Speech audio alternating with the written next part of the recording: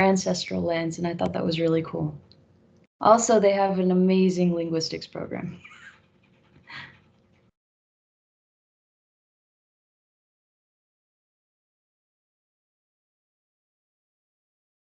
Okay, thank you so much, Isabella. How about Benjamin? How about you? Yes, so I'm at ASU or WP Carey. They have a master's in real estate development program, which is MRAD, and that's one of the few. It was either that or U of A, and ASU is just a little bit closer. If I need to ask my professors any questions, so that's why I chose ASU. Thank you. Okay, how about you, Arnold? I chose SEC because it's in the perfect look and it's just very accessible. And I love it.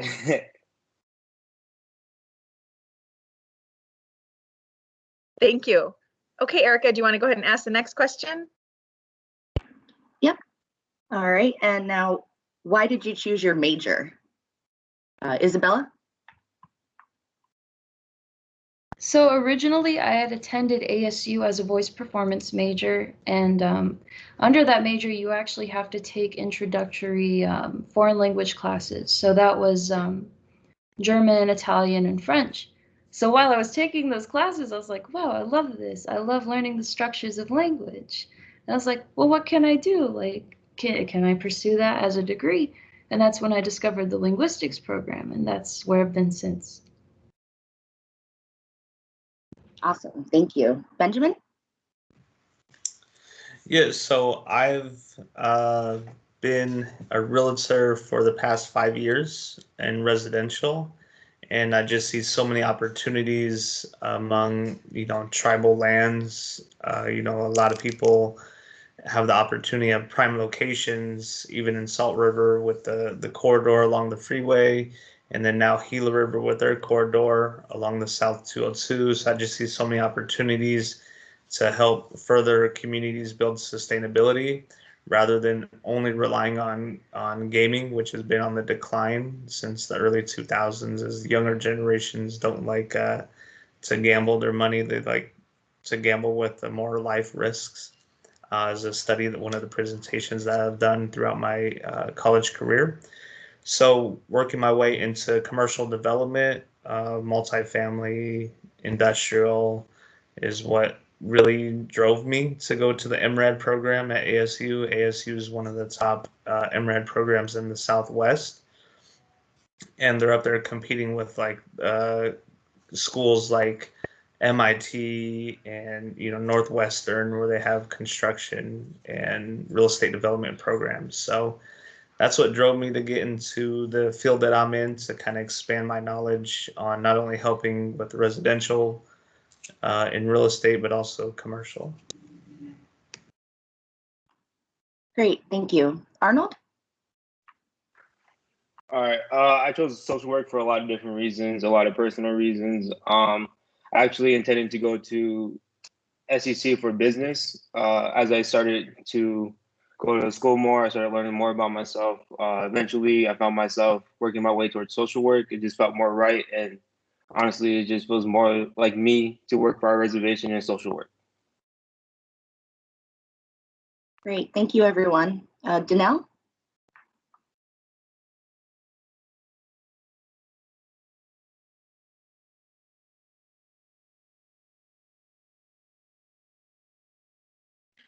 You're on mute, Danelle.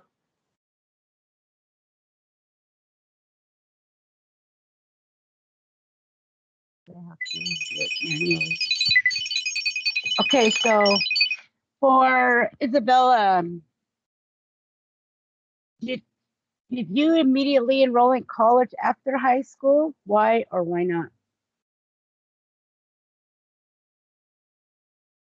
Okay, so I was involved with the Hoops of Learning program at the beginning of my sophomore year, so that was kind of my leading into college. But yes, I did enroll directly after high school.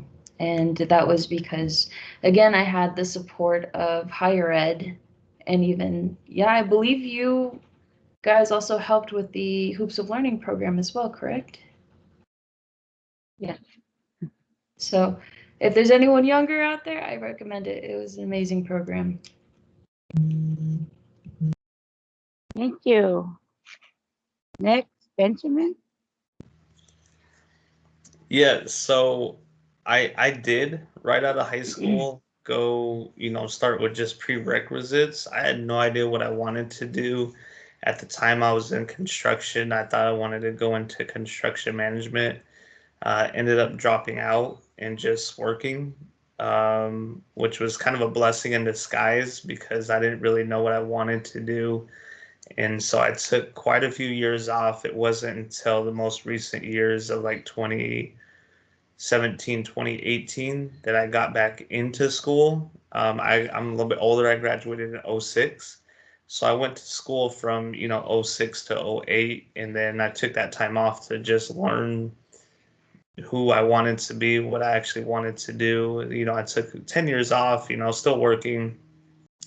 And then it wasn't until I got to, 2017, 2018 where I buckled down. Like I got my associates right away at SCC, finished that up. Went to GCU, got my hospitality management, and now I'm at ASU getting my master's, all since 2017. And I just, I would advise people if you aren't quite sure exactly what you want to do, it's okay. Like, just it's okay to take that time off and not put the pressure. But I would advise you maybe during that time to get your prerequisites out of the way like I did, because it made it that much easier because I didn't have to go back and take, the algebra, the calculus when I had 10 years off of school. So I would at least get those out of the way. And then if you want, kind of take your time. I know somebody else would back my opinion on that. So, all right. Thank you, Benjamin. Next, Arnold. Did you enroll in college immediately after high school? Why or why not? No way, I did not enroll right after. Trust me, I wasn't even planning on it. In high school, I was definitely like a D+ student. I was like one of the lower graded students. When higher ed came to my high school, I was like, no way, I'm going to college. No way. I was struggling with a lot of things from financial stability, a lot of personal issues, a lot of different things left and right, honestly. So when I decided to take my gap year, I ended up getting into work. That year was really a journey for me, without a doubt. But when I decided to go back to college, I ended up having a meeting with Danielle Perito, and she gave me open arms. So it was really nice coming to higher ed and telling me that it's okay. So college is always an option. So yeah, no way. Thank you, Arnold. Thank you all. Yeah, I was, when we were rehearsing this and Arnold mentioned that he took a gap year, and he said, when you guys came to talk to us, I was like, nope, I'm not going. And that happens. We go and we visit high schools and we talk to students who are just now going to get ready to graduate. And sometimes I'll say, raise your hands if you want to go to college. And there's like a handful of hands up. And so I'm like, okay, maybe I should go back home. But anyway, all good stories. We all, as you can see, we all started at different times and we're all studying different things. And it really doesn't matter when you go to school. Just as long as you finish, and it doesn't matter how long it takes. So thank you all for answering those questions. The next question is, what was your freshman or first year experience like?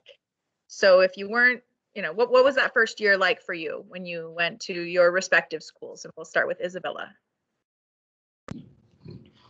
Okay, so my freshman year was interesting just because I had already had that college experience in high school. But I did start at SEC. As soon as I graduated, that's where I enrolled. And to me, it just felt just like high school. It didn't feel any different, except the workload was a little crazy, but it was manageable. But it was great. I loved my experience at SEC, and I love my experience at ASU as well. Great, thank you. Okay, Benjamin, how about you? What was your first year experience like, or your freshman year experience?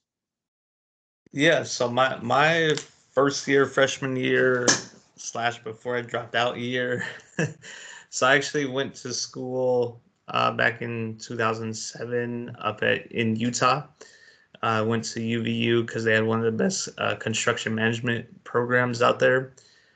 It was awesome. It was such a blast, to, be out on your own and just meet other kids who shared the same passion. I would definitely recommend joining, if you are right out of high school or pretty close, you ain't got no kids, to join as much clubs and associations as possible. I joined a lot of, things. I was in intramural basketball, a dance group, a multicultural club, and you just meet a lot of really cool people that become, you have friends in high school, but after high school, you guys kind of all go your different ways, and it's easy to maintain those, but it's a lot easier to build new relationships with those that are around you on campus. And so I have friendships that I've had since then, since I went to college in 2007, and we've stayed in contact. So I just recommend that you join a lot of different things, and that will also help you in the long run. You hear about sororities and frats and different things, and those are, people think they're all just fun and games, and they can appear that way sometimes, but you build those long lasting relationships. So I'd recommend that people, that was kind of my first year before I dropped out. And then going back with kids, I was fortunate enough to still be able to join a few things. I actually joined DECA, which I ended up being more of a mentor just because I was a lot older than than a lot of my peers. So when I went back, and so now I'm 33, getting ready to graduate. So, definitely, you can learn from older classmates also. So. Awesome. Thank you. How about you, Arnold? What was your first year like? My first year was something else. So my first year, I just became a poker dealer in 2019. So as soon as I became a part of the poker dealing at TSR, I ended up going straight back to college within like a month before college even started. So I was kind of late on registration and everything, but I went in with 5 classes, so 10 credits. Did the first semester. Loved it. Loved everything about it. Got the whole college experience. Talked to a lot of my professors. Learned that semester that I wanted to become a social worker eventually. And then the next year hit, which was 2020. So March, COVID hit. So that was a big turnaround, without a doubt. I ended up enrolling in 3 classes. And then when that hit, I ended up dropping 2 because I couldn't handle the internet. You know what I mean? I couldn't handle working from home at the time, so it was a big hit. You know what I mean? So like I said, I wish, you know what I mean, some things were different, but I got to move forward. But I would say that my first year experience was great, even though it had ups and downs. But I would say it's still an amazing year. Thank you. Thank you all. Go ahead, Erica. All right, so how have you adjusted from in-person learning to online learning? Isabella? I'm not going to lie, adjusting was so difficult, considering that I'm someone who learns their best in the actual environment. But so I had to create my own little corner at my house so I can just sit there and focus on exactly what I have to do. Because if not, I'll just be doing something else. Like recently, I picked up crochet, and if I keep that stuff by my corner, I'm not going to pay attention to school. um, but yeah, it's been difficult, but I've been able to do it. Great. Benjamin? Yeah, mine's kind of similar also. I did a lot better in person where you can, ask questions without feeling like you're interrupting somebody. That's kind of the biggest thing because that I've noticed, a lot of my classes use Zoom. And so when, somebody has sketchy internet, they were getting ready to say something and, oh, wait, hang on, no, you go ahead. kind of deal. So I gotten really used to using the chat and just asking my questions there. That's how I adjust. The I guess that's kind of the downside of team meetings and Zooms and Google Meet, stuff like that. But the plus side is that you're able to schedule more meetings. So what I noticed with so much going on in my life is the ability to time manage. You're also able to meet somebody without going to their office or going out of your way. You can just schedule something via Zoom, if you had a question. So I think that's kind of the positive side of all this, that more professors are accessible instead of just trying to schedule around their meeting time and having to go there wherever they are. So it's a lot easier to ask a question over Zoom and get that one-on-one. Awesome, thank you. And Arnold, how did you adjust? Like I said, my second semester, we went for like 3 weeks. And after that, they gave us a call and said, don't come in. And then ended up, instead of just taking a 2-week break, we ended up taking months. You know what I mean? We turned straight into online. So that semester, I really did struggle. I was taking English 102, which I ended up dropping because I couldn't go to the writing center or anything, like the help I needed. But eventually, the next year, SEC really picked up everything. The writing center became more available to those online. That was really helpful. A lot of professors took the time and actually started working schedules for students.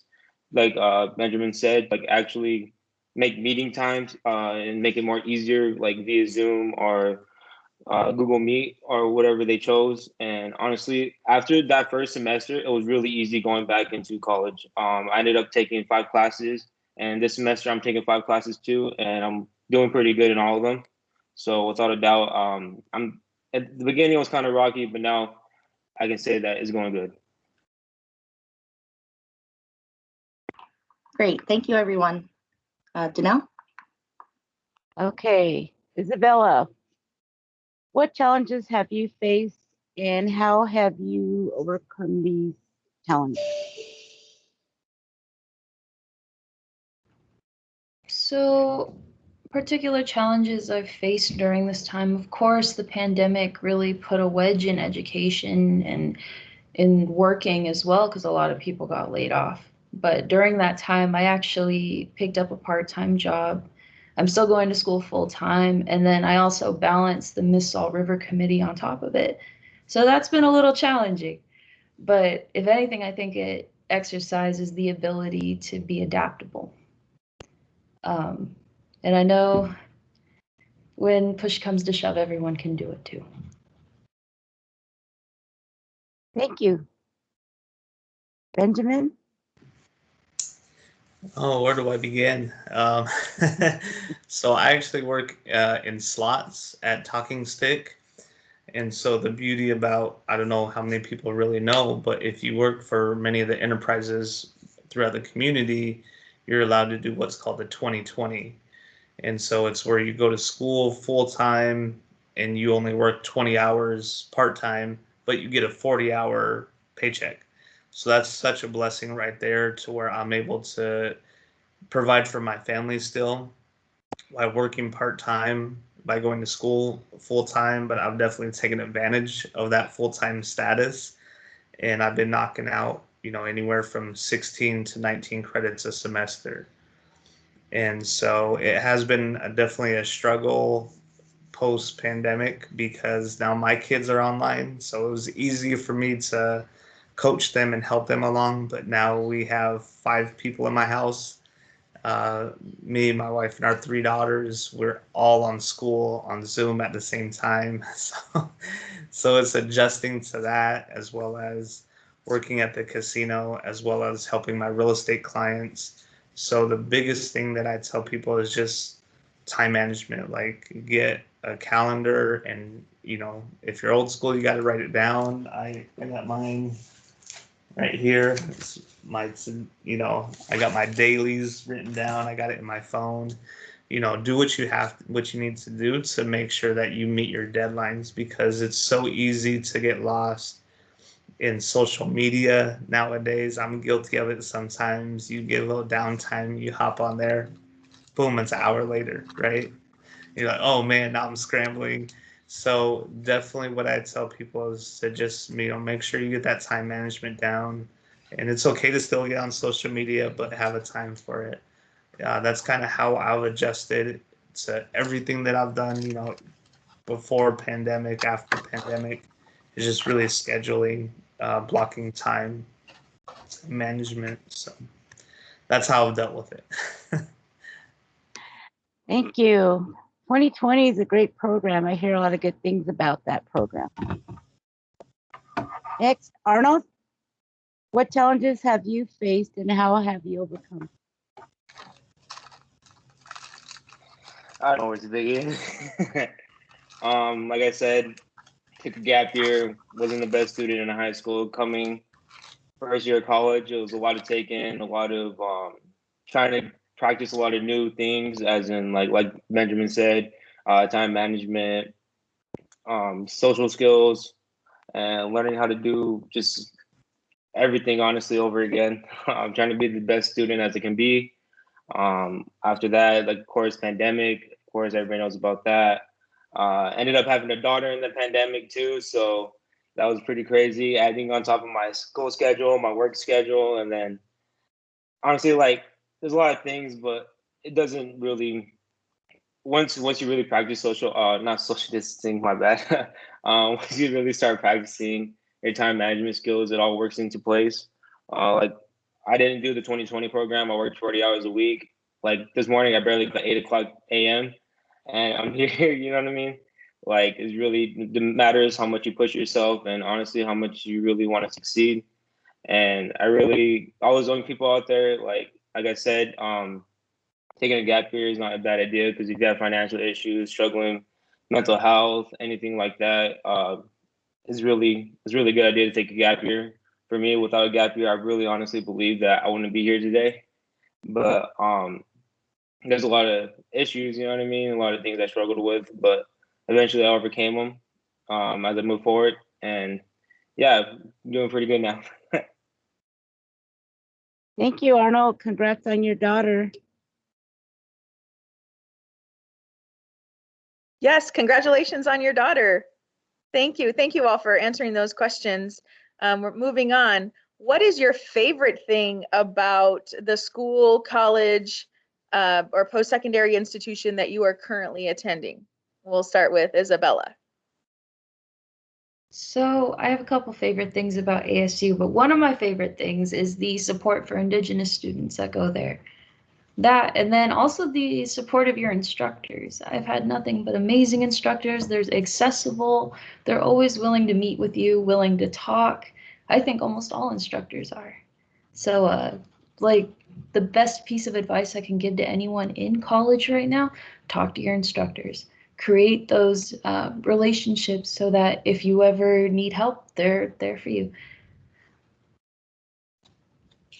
Where'd my mouse? That's really good advice. Thank you. Yeah. Are you done? I'm sorry. Go ahead. Okay. No, good advice. Thank you. Okay, Benjamin, I know you've gone to a couple of different schools, so do you want to share what your favorite things are about the different schools that you've gone to or attended? Yeah, so I'll go down the line. So SEC was awesome, kind of the same thing that she talked about. There's a lot of support for Native Americans, obviously being on the reservation, but even despite that, the people there don't feel obligated, like it's a burden, like they have to because it's on the reservation. They do it willingly, and it's very nice. Actually, two of my professors there in accounting, I still talk to this day, all these years later. So, building the relationships with your professors, can go a long ways, and they're always there to help. So that was really nice. I do like SEC's layout because it's a lot smaller and a lot closer parking, no matter where you're at, versus now I went to GCU where your only parking is you have two parking structures, and I think I was walking a total of about 8 miles a day when I was on campus. So it was a lot, you know, going from the library to classes, to the library to get something to eat, to classes. It was a lot of walking. And what I liked about there was that the faculty were, most of them were retired from the actual field. So it was a lot of real life experiences. There, I didn't get a chance to use too many of the extracurricular, you know, Native American programs because at the time, I was going to night class when I wasn't on the 2020. So I was going to night classes. So, but it was cool to still feel, you know, the night classes were an option. I know a lot of schools don't have that night class option for working adults. And then now my ASU, and ASU is an awesome program. The professors are still in the field, not so much retired. They're actually doing both. So they still work in real estate development. They're actively doing deals, and then they're also connecting you with people in the field. So I think that's the one thing that ASU really prides themselves on. That's why they're the number one in innovation, because, and the other thing they pride themselves on is getting people. I think there's like a 90% rate of people getting jobs after graduating ASU, and that's why, because their professors are usually actively in the field of study that you're going to school for. They can network with you and connect you with people and get you jobs. So I really love that about ASU that I've come to realize. So that's the number one thing. Fantastic. Thank you. Okay, Arnold, how about you? I would say the same exact thing. The professors at SEC are amazing. A couple off the top of my head, Dr. Bobra and the business. If you ever get the chance to, if you guys are going to business, the business building is beautiful. I can guarantee it. Like, you guys are gonna love it. And Dr. Bobra is actually active. She tells us all the stories about all the certain things she does. I can't tell you like from her experience, but if you do take her class, she will tell you some of the craziest stories ever and who she worked with, and it will blow your mind. Another professor off the top of my head is Tia Brucehead. I took her as a CPD class. She's a really good professor. She's Native American as well. She told us she actually talks about being Native American. She likes applying her life to her class.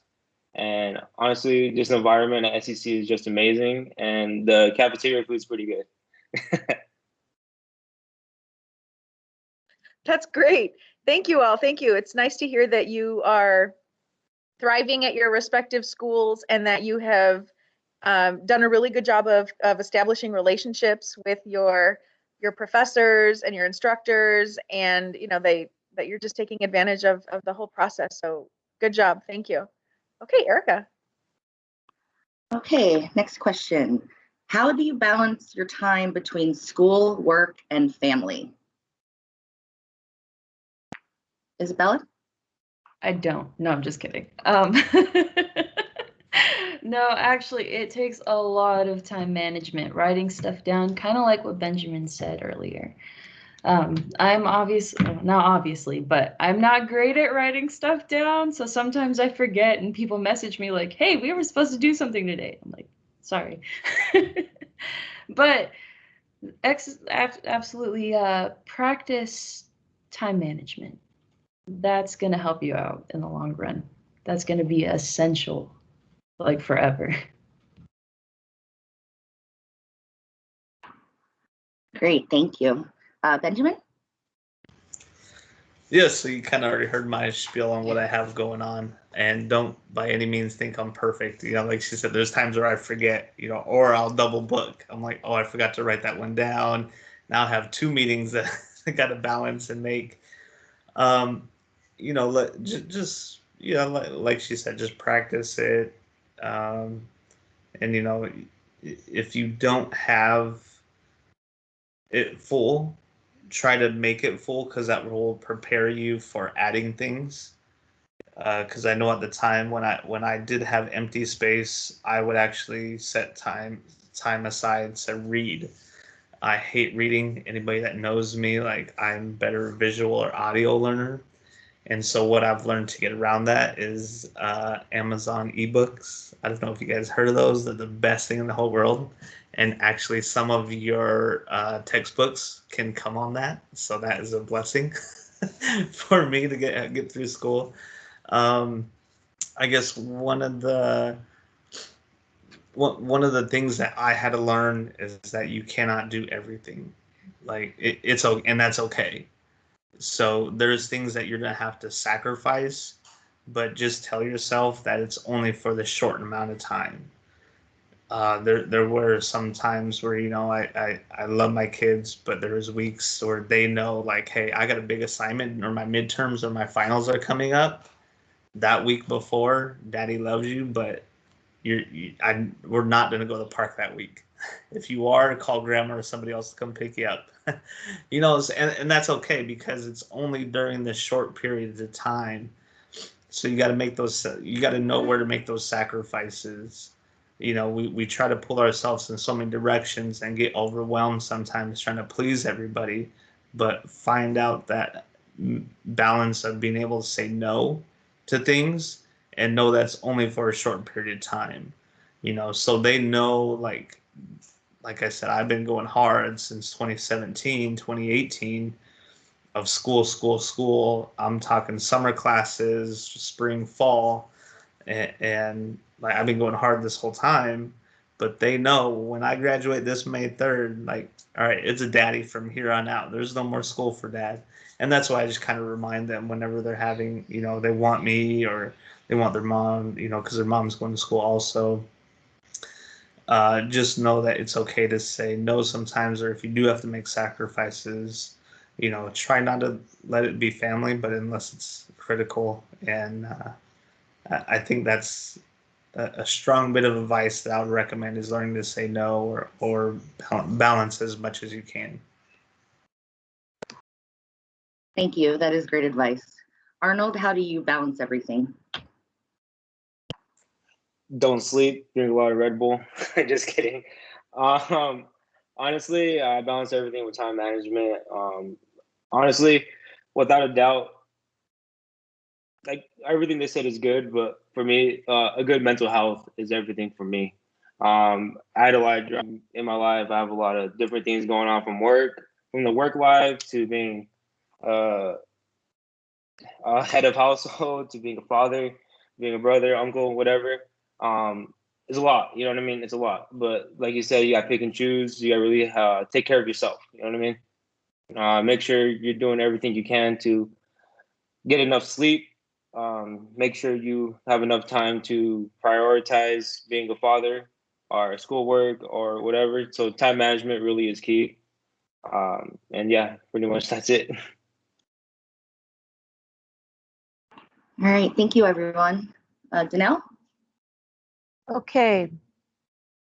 Isabella, looking back, is there anything you would have done differently that you would do differently?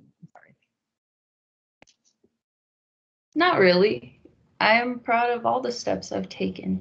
But if anything, maybe I would have applied to ASU immediately rather than waiting until I graduated from SEC and then transferred over.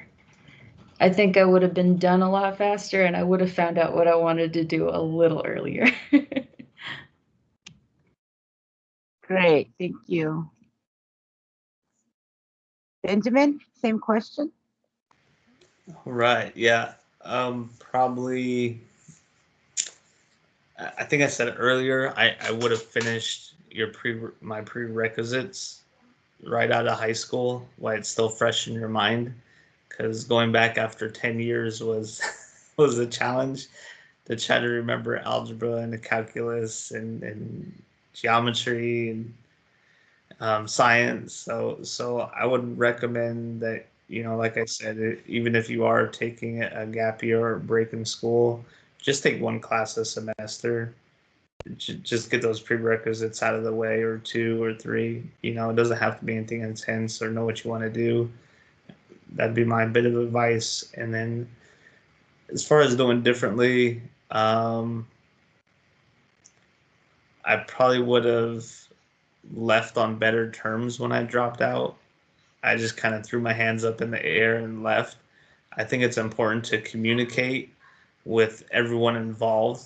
It can be overwhelming at times going to school and not understanding or whatever, life may bring. to just throw your hands up in the air and just kind of shut the world out. But it's important to communicate because everybody wants to help, is what I found out. Let higher ed know if something's going on, whether it's family medical or, whatever it may be, you're stressed. They're understanding, they'll help you, they'll get you the help if they don't. Same thing with school. Your teachers, communicate with your teachers. Like I had a family emergency and I reached out to my professor and they said, don't worry about it. Come back when you're ready. Take 2 weeks off, 1 week off, come back when you're ready and we'll help you get caught up. So, I think that's what I would have really focused on rather than just dropping out and let people think that, oh, well, he didn't want to be here. It wasn't I didn't want to be there. I just had a lot going on. So I would have definitely communicated better. Great. Thank you. Arnold, you're next. Looking back, what would have done differently? Looking back, what I've done differently? Honestly, nothing. I liked every step I took, every experience I went through. It really built me as a person, it built my character, it built my way of thinking, for the future. You know what I mean? It built my goals. Everything that I went through, I took as a learning lesson. Knowing that I had to take a gap year to do certain things, as in family issues, to um, financial issues, to other different things, finding an apartment or whatever. I took it as a learning experience and knowing that there are better days and that eventually I'm going to be where I want to be, but it's just going to take time. And so right now, like I said, just take every moment as a learning experience and just keep moving forward. Thank you. These are all really, really amazing answers and advice that you're giving to us and to our future students or current students, whoever's watching and whoever will watch later. We have one final question, and then we'll open it up to our guests. But the last question is, how has the higher education program helped you? Isabella. The higher education program has been a part of my educational career since high school. Mind you, I did go to Salt River High School. We miss her. Where is she? Um, but yeah, like when I started the Hoops of Learning program, I believe I was visited by someone in higher ed. And then they told us about the program. They said, yeah, this would be great for you. And I was like, okay. So I did that. And even then, like through graduation, they were communicating with me, helping me get ready for college, helping me through college. Because there were times when I wasn't doing too great because I had switched from that role of like, oh, high school, I didn't really have to be accountable. And, like my teachers would tell me, oh, go to class. And then now in college, no one's bothering me and be like, hey, where are you? Like, oh, you'll get in trouble if you miss class today. So higher ed's been incredibly helpful. And even with when I transferred to ASU, they've been great. And I thank you all very much for your support. Thank you so much, Isabella. How about you, Benjamin? How has the higher education program helped you?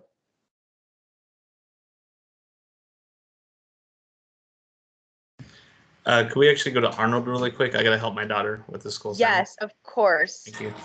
Okay, Arnold. All right. Like I said, higher education did visit me in high school at Westwood. At the time, I was like, nah, that's cool, but I mean, that's for somebody else. You know what I mean? But like I said, when I came back a year later, like a month before deadlines are due, like no, actually, I think I came in a week before deadlines were due, with schedule, books, and everything. Came in a week before. I talked to Danielle. She was really helpful. She told me like, just get it done. You really want it, go after it. You know what I mean? And then eventually I did. And a couple of semesters later, I sat down with Danielle at the higher education building, and we had a couple of good conversations, some good laughs. You know what I mean? And I really talked to her. She was more than an advisor. She was actually like kind of more of like a friend.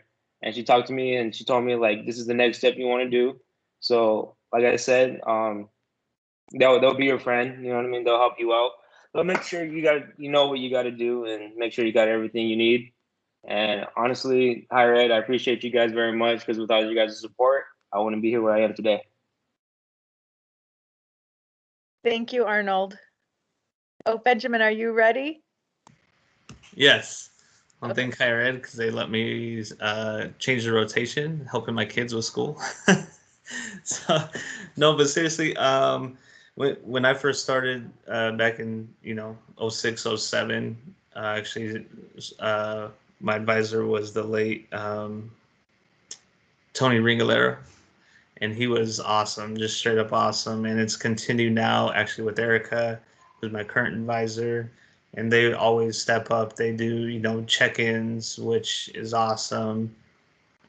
They ensure that the grades are in, send me reminders, send you well wishes during finals, midterms, and I just really appreciate that. Like I said, I could have done more on my part of communicating better. It's like, they're not a professor, I'm not gonna answer them, but they stay bugging you. I don't want to say bugging you, but just they ensure that you're okay and that everything is going good because they want you to succeed.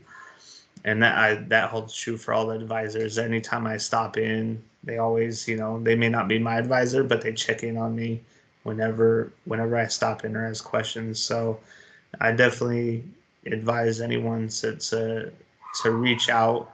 There's so many resources that I honestly didn't grow up on the reservation that I knew were available, but I didn't know how they worked. And they made sure to explain it step by step to me and made it very, fun and educational, even for someone who didn't grow up out there. So if you're on the reservation, off the reservation, doesn't matter. They still love you the same. And I'll throw love out there because that's honestly what it is. They love you. Oh, that makes you, thank you all so much. That's really, we work really hard, and it's been difficult, right? This last year with the pandemic, and I'm glad that you still feel the love from your advisors and from our staff and everyone who's here to help you succeed. We're super, super proud of you, all of you. Not just you three, but everyone who is, in and out of our program. Sometimes they take breaks, and we're just really happy that we're making an impact and we're helping you, and you're all doing so wonderful. So that was our last question that we had scheduled and that we had rehearsed the other day.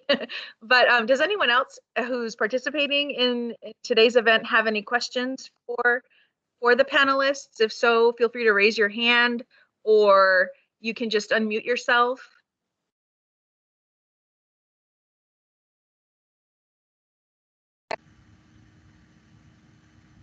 I have a few things to say. Hi everybody. Let me just introduce myself. I'm Dorothy Rhodes. I'm from Gila River. I'm the grant writer in the executive office under Stephen Rowe Lewis. And I just want to say that I've been there, that experience you're going through, and it took the reaching out and not being afraid to ask questions. I know it can be tough. I know that life happens, and as an older learner, I just have to say that I know exactly how it feels. And the point is that when you have that support, and I'm so amazed at Danelle and all the and Rebecca and how I see their scope of work and how it influences you, and they do care. They really, really do care. And I think that we're extra blessed because we have that high context thinking, high context feeling. And you know what? We know that you have a need, and they know, and that can be accessed. So I just want to say I'm really proud of hearing this. And as that older learner, I did take that time to step back. I'm working on a PhD, but I'm taking some time off because I'm changing my goal. But I never thought in my life that I would be doing the same thing, going back to school as an older learner and coming back to the community now. There's a place for every single one of you. There is. And I just want to emphasize, don't stop learning, because I learn every day with the area I work in, and it takes people like the higher education and your family, to help you. And I just want to say I'm really proud of the work Danelle and Rebecca and Erica are doing, and your whole team is there. And as the pandemic, I don't even know how you guys do it. I see our education department, with the struggles they're going through, but just, if we all stay in that high context love, like we said, things can happen and they are happening. And I'm really proud to hear this and to say that I back you 100%. So thank you. Thank you so much for your kind words, and thank you for joining us. Mm-hmm. Does anyone else have any questions for our student panel? Yeah, can you hear me? Okay, I had a question. First of all, thank you, Higher Ed, for the invite this morning. My name is Nick Armenta. I work for the Youth Services After School program with the teens, and we have a lot of teens that take on parent roles, where they have to watch siblings, and then now with the whole pandemic situation, a lot of them, I wouldn't say force, but it's hard times, so school is on the back burner. School is the last thing that they're thinking about. So I guess my question to the panel or to anybody is just to how would you encourage school right now at this time?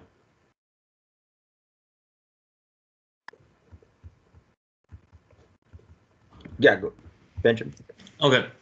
So yeah, so I was not a young parent by any means, and I was actually kind of indirectly only child. My half brother and half sister lived in another state, so I didn't have that. But looking back and mentoring a lot of youth in my area where I'm at now, I would definitely just recommend it's okay to do it slowly. Like I would let them know, like, hey, it's okay. Like you don't have to go out and get it done in 2 years, 4 years, 6 year, like they talk about. It's natural now for people to not do it that way. And I would just say do it on your own term. If it's truly a goal, like it's okay to be a long-term goal, a class here, a class there, a class here. And I would also recommend, like, it doesn't even have to be just college. The higher ed offers um, vocational school, right? They pay for vocational school. And so many schools out there now offer nighttime classes, hybrid, online. Like there's so many schools that adapt to their schedule. So they just need to sit down and make that dedication to, hey, if I'm going to go to school, this is where it can fit in my schedule. And like I think it was Arnold said that no sleep, like sacrifice your sleep for this 1, 2, 3 years or however long it's going to take to better yourself. It's all about just making that choice to better yourself and sticking to it. Thank you, Benjamin.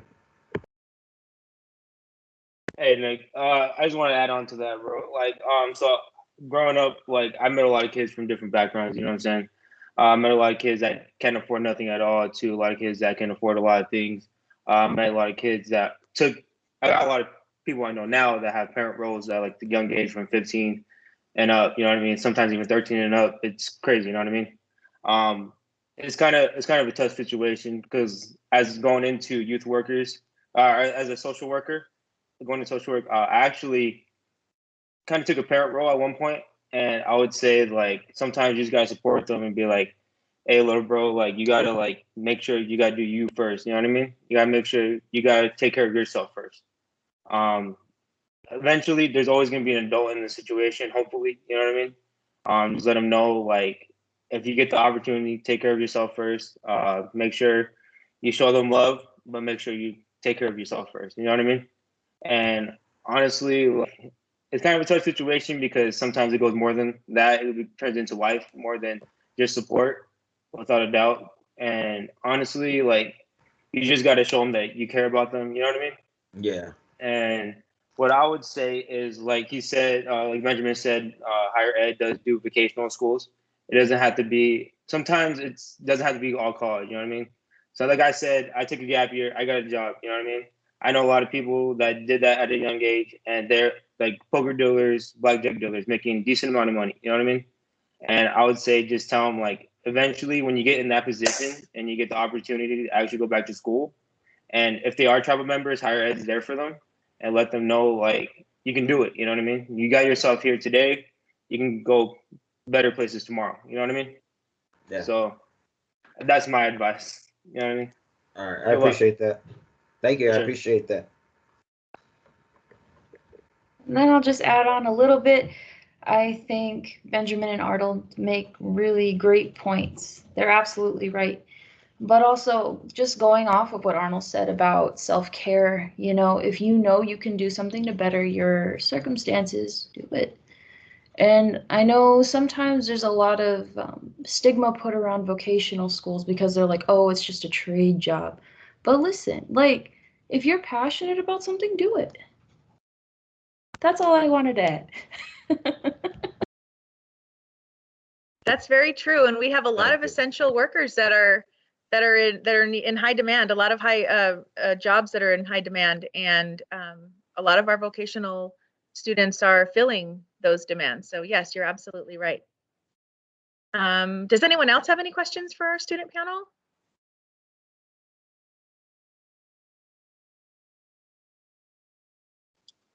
Can I just say something real quick?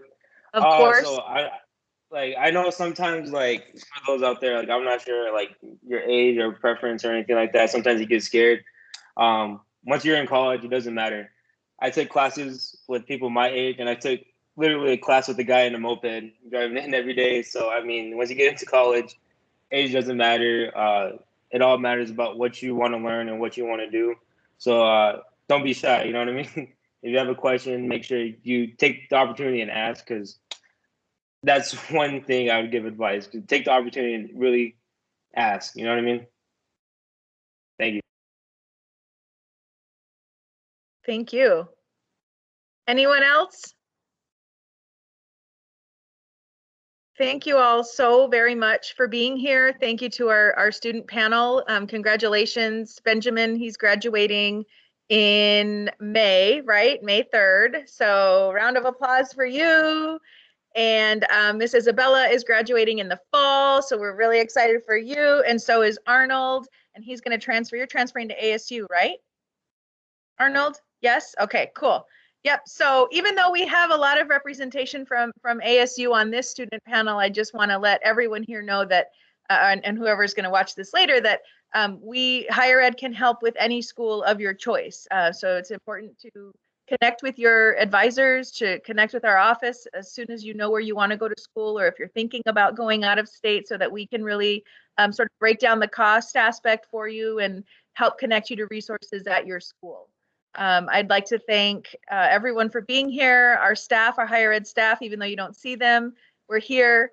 I got ready today so I could show my face. I haven't been doing that at all. And so those of you who rehearsed with us the other day, you were like, "Ooh, what's going on?" But no, this is fantastic. Thank you so much. I would love to do something like this again in the future. If it would be great if we could incorporate some sort of mentorship programs. So keep that in, the back of your, not that you guys aren't already busy, but I think, you've given some really sound advice, and it's so great to hear your stories and to have followed you through your college careers. Thank you so much for sharing. And we'll go ahead and wish you all a happy Friday and a great weekend. Thanks, everyone. Bye-bye. Congratulations. Thanks, everyone. Bye. Thank you, higher ed. Thank you. Thank you all. Bye. Thank you. Bye.